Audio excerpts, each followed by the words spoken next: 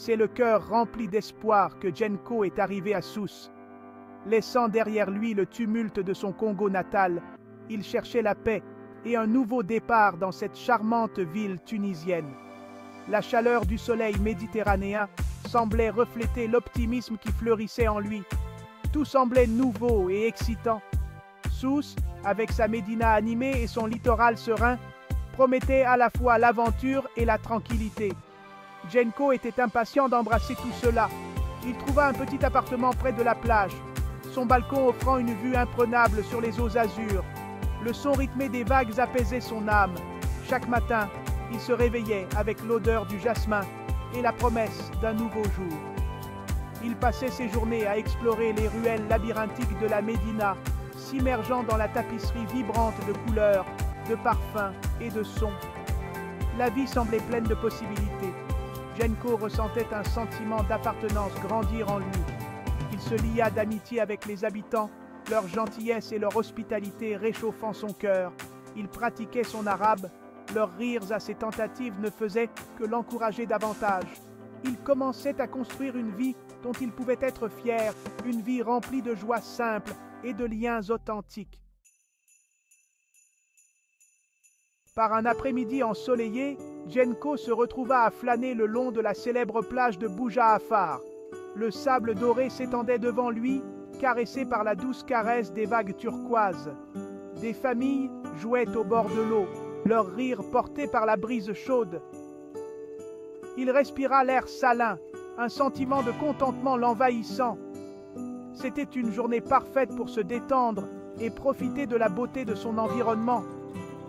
Tandis qu'il marchait, son regard se posa sur une femme assise seule, dessinant dans un carnet. Ses cheveux noirs cascadaient sur ses épaules, encadrant un visage qui reflétait à la fois la force et la sérénité. Elle était complètement absorbée par son art, sa main se déplaçant avec une grâce qui le captivait. Quelque chose en elle l'attirait. Timidement, il s'approcha d'elle, ne sachant pas trop quoi dire. « Votre dessin est magnifique !» parvint-il enfin à dire, la voix un peu tremblante. La femme leva les yeux, surprise. Ses yeux, couleur chocolat foncé et profond, rencontrèrent les siens avec un mélange de curiosité et d'appréhension. Un léger sourire éclaira ses lèvres lorsqu'elle répondit « Merci, ce n'est qu'un passe-temps. » C'est ainsi que commença la rencontre de Jenko avec Hanen, une jeune femme tunisienne qui, comme lui, trouvait refuge dans la beauté de la mer. Ils passèrent le reste de l'après-midi à parler, leur gêne initiale fondant à chaque rire partagé.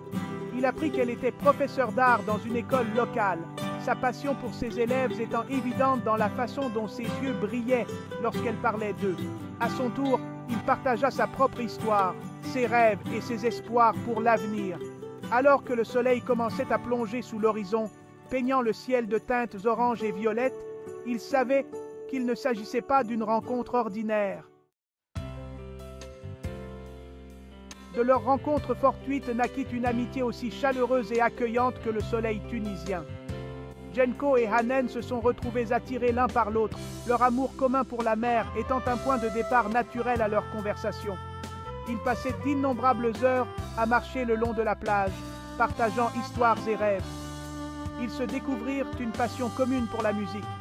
Hanen fit découvrir à Jenko les mélodies envoûtantes de la musique oud tunisienne.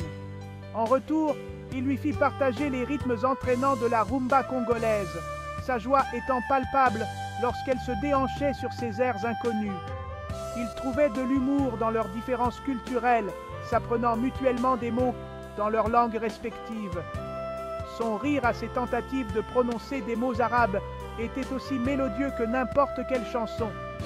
Il se délectait à son tour de ses efforts maladroits pour imiter les clics et les tons du lingala. Leurs différences ne semblaient que renforcer leur lien, ajoutant des couches de compréhension et d'appréciation à leur relation. Les week-ends étaient consacrés à l'exploration des trésors cachés de Sousse. Ils erraient dans les ruelles labyrinthiques de la Médina, s'émerveillant devant les mosaïques complexes et les étalages vibrants d'épices et de tissus. Jenko surprenait souvent le regard de Hanen et y voyait le reflet du chaos coloré de la ville. Ils partagèrent des assiettes de harissa épicées et de makroud sucrées, les saveurs de la Tunisie devenant un symbole de leur amour croissant.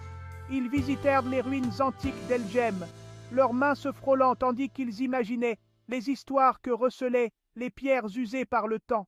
À mesure que leur amour s'intensifiait, leur lien avec le lieu qu'ils partageaient maintenant se resserrait. La vie à Sousse n'était jamais terne avec Hanen aux côtés de Djenko. Il s'immergeait dans le dynamisme de la culture tunisienne, assistant aux fêtes et célébrations locales. Les rythmes des tambourins traditionnels et les youyous joyeux des femmes emplissaient Djenko d'un sentiment d'euphorie. Il aimait regarder Hanen s'animer lors de ces célébrations, son sourire plus éclatant que les costumes colorés qui les entouraient.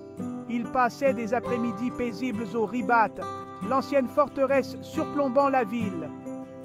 Du haut de ses remparts, il contemplait la Médina tentaculaire, une tapisserie de bâtiments blanchis à la chaux et de marchés animés. Il lui indiquait des points de repère, lui racontant ses aventures à travers la ville. En retour, elle lui racontait des anecdotes de son enfance, sa voix empreinte de nostalgie et d'amour pour sa ville natale. Les soirées étaient là souvent passées en compagnie d'amis, partageant repas et rires dans des cafés intimistes nichés au cœur de la Médina. Djenko, d'abord timide, se retrouva facilement accepté dans le cercle de Hanen. Ses amis l'accueillirent à bras ouverts, leur chaleur et leur générosité, témoignant de l'esprit d'hospitalité tunisien. À son tour, il les charmait avec des récits de son pays natal, ses descriptions peintes avec une telle vivacité qu'elle les transportait au cœur de l'Afrique.